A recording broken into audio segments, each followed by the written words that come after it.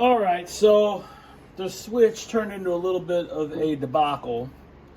Uh, got it all together. I was so proud of how the coil redo came out. Came out really nice. Got the laminate stack all assembled. Got it onto the base. Soldered my leads onto here. Went to check the ohms and nothing. So finally, I kept thinking, well, maybe I desoldered them and checked them at the ends of the magnet wire, nothing. So then I started thinking, oh my God, I must have nicked the windings when I was assembling the laminates, which, it's a pretty tight fit, so it was legit to think that. I thought I inspected the magnet wire leads coming down to here, and they were fine, but turns out I deconstructed the whole thing, took the laminate stack apart. It was still kind of juicy with varnish. Threw all the laminates into a tub of lacquer thinner. Started thinking, well, maybe I can at least see where I nicked it on the inside is where I was expecting that I did it, somewhere in here. In the course of that, as soon as I got it apart, I discovered one of the magnet wire leads was broke. So fast forward, I've soldered some, I cut them short. I soldered some of the silicone 150 strand count wire on there. You might ask why I got these shoelace sleeves on there. I don't know. I've seen sometimes they did that with magnet wire. They put, thinner than this. I can't get this to, if I could get this to be more like that, I would feel better about it. But then I found this, and I had some Tony Clayton, wire, but oh well, whatever. So anyway, it is what it is. No one's gonna see it. So I just got done revarnishing all the laminates. Gonna reassemble it, give it a quick varnish, put it on here, and then we'll see where we're at. So yeah, basically start this all over again.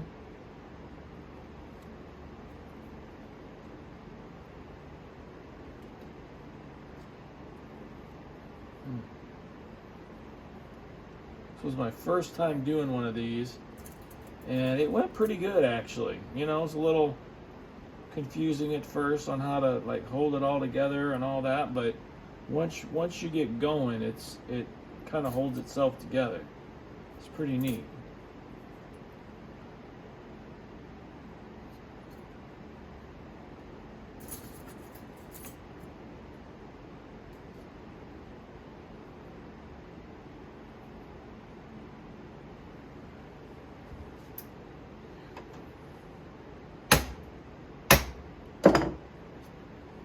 Hammering down when I find a little edge that's kind of bent up or something.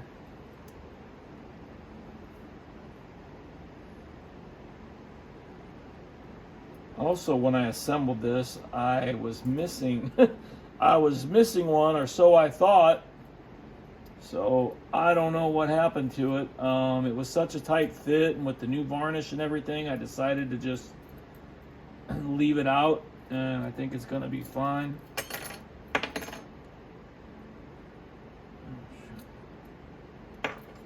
I need to start from, what side did I start from? No, I started from the top, yeah. Jeez. Okay, yeah, that feels better.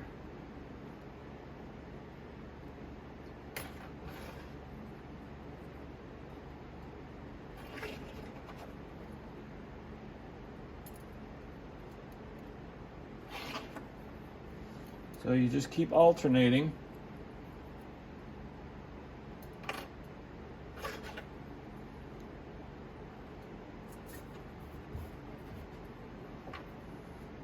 I just got done corking up all the windows because it's below freezing. The temperature just frigid cold.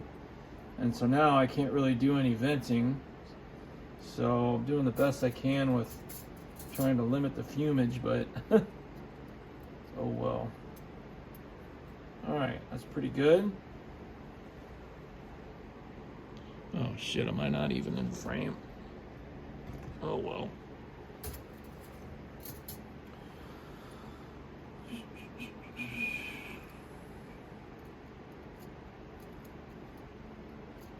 Oh.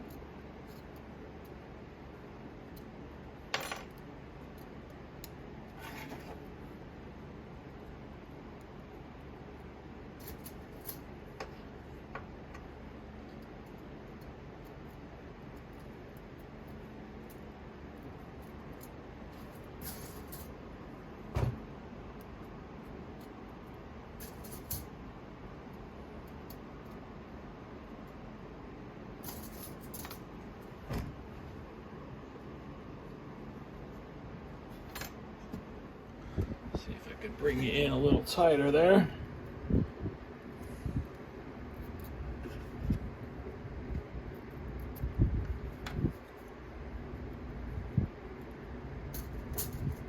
So I don't see how you do this. I mean, this varnish is fresh, but you know, I remember one guy saying, "Oh yeah, you assemble them when they're kind of tacky." I mean, there's just no way. I just don't see how you do it. So I think, you know, doing it this way, it worked out pretty good before, where you know, spray it, pretty much dries pretty quick, and then put them together, and then when it's all assembled, I really come in from the side and just flood it with more varnish, and I think it goes in there and sort of wicks its way in there, and then sort of reactivates the stuff that was put on. Ooh, hold on. Because when I took this apart, you know, it was pretty juicy on the inside. Now maybe that was just that layer I was just talking about, and it maybe didn't reactivate, but I think it kind of does.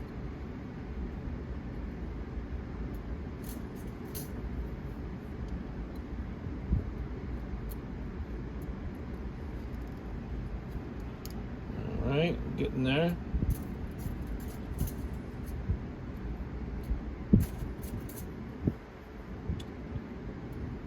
I wonder, and I don't know if I noticed this when I was taking it apart the second time, if that one I left out, it was because I had one doubled up and didn't notice it. I doubt it, though. There's no way.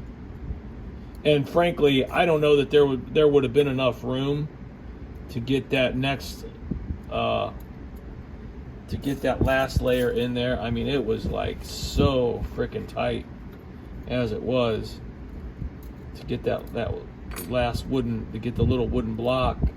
This one's got a wooden block on top. Well, yeah, they all, I think, have a wooden block on top and below.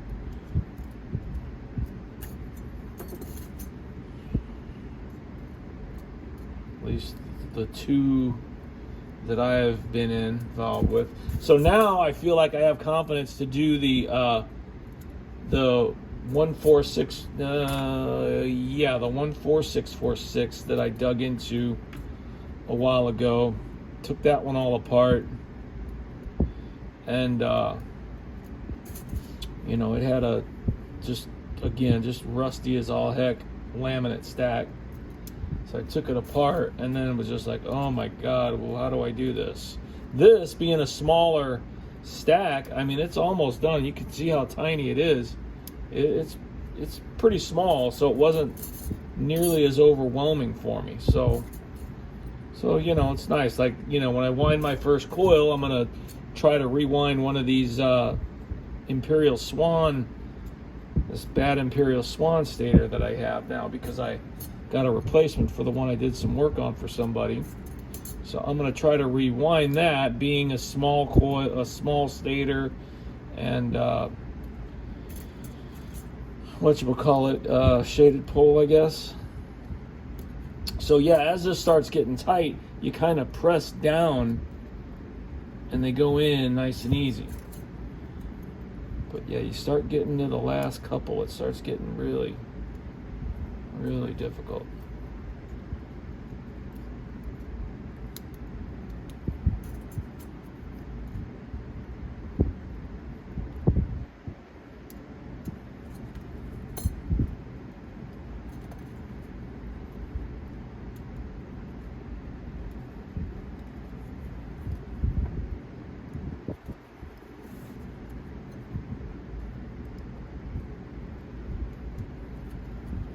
Okay, now I can be a little less worried about it falling apart on me, because you know, it's kind of holding itself together now. Beautiful.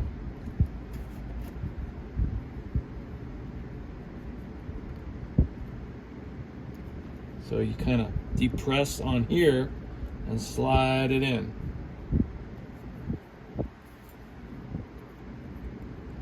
So see, I'm overlapping. There's my seam there, so now I'm going to put the long one there to cover it up. And this is the first one of these I've ever done, so I'm not like preaching to anybody. Had some help from another master of the craft, kind of was guiding me along here a couple hours ago on some questions I had. Whoop.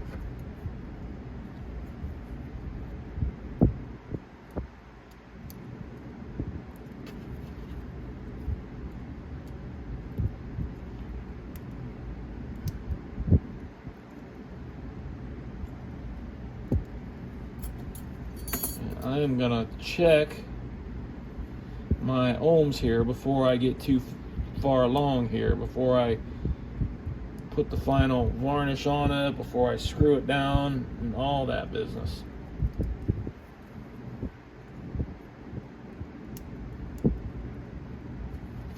All right, 2 more.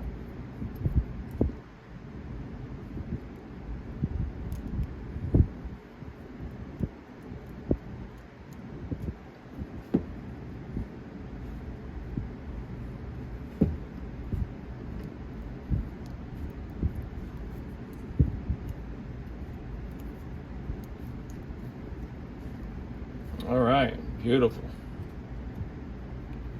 So let's ohm her out.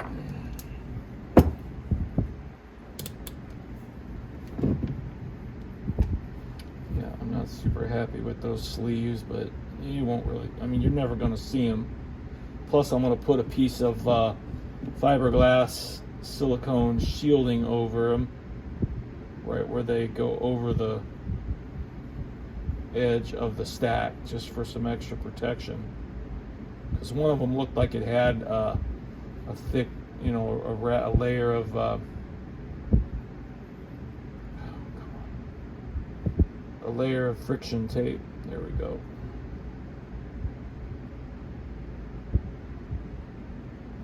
Only getting like 1 ohm out of this thing, and there it is, which is about right, I believe, for a small motor like this, you know, or a 2-speed old fan. You know, the old fans did not have a lot of high, you know, usually the stators are even pretty okay. All right, there is that. Beautiful. Oh, we got to get our piece of wood in here now. So the way I do this is, just to help me a little bit. Yeah, I gotta get a different camera situation here. Oh, wait a minute, let's do this first. All right, let's take the top piece off. Let's just kind of,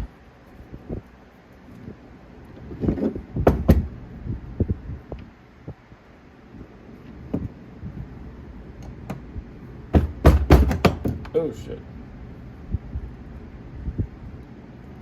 All right, that looks good.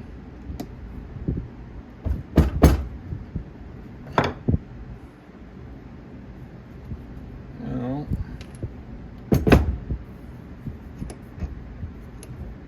put it in there.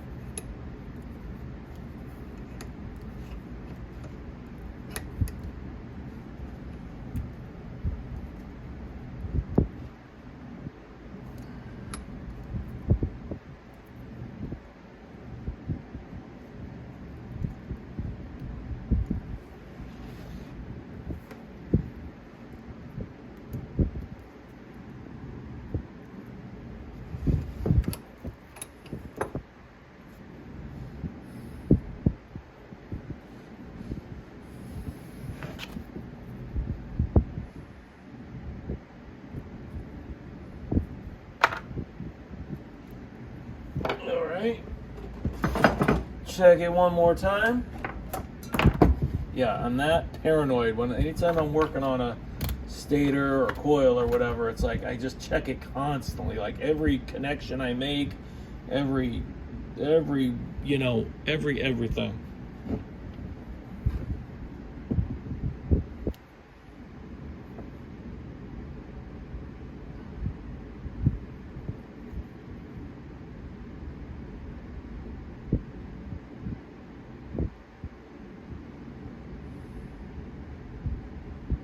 And there is our 1.0. Good deal. All right. Now I gotta figure out the best way to varnish this dude.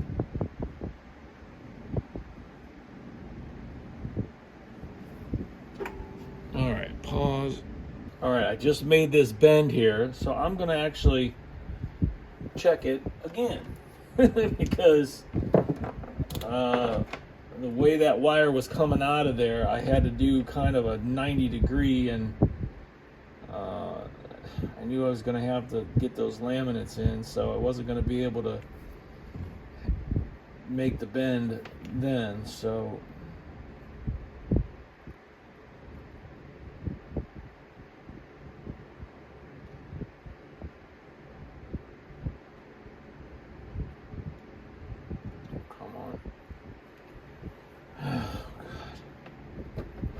so need to like figure out a better way of making these connections. You can't hold the wire sometimes. Sometimes you can, sometimes you can't. Because your body, I guess, has some kind of certain degree of conductivity or something. I don't know. Oh, why does it take so long to get up to 1? I'm sure it's gonna, but 1, 2, 3, 5, 7, 8.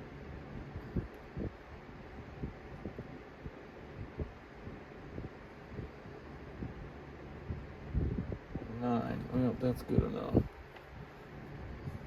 Alright, so there is the finished product. Pretty happy with it. Got a good reading. I'm going to bed.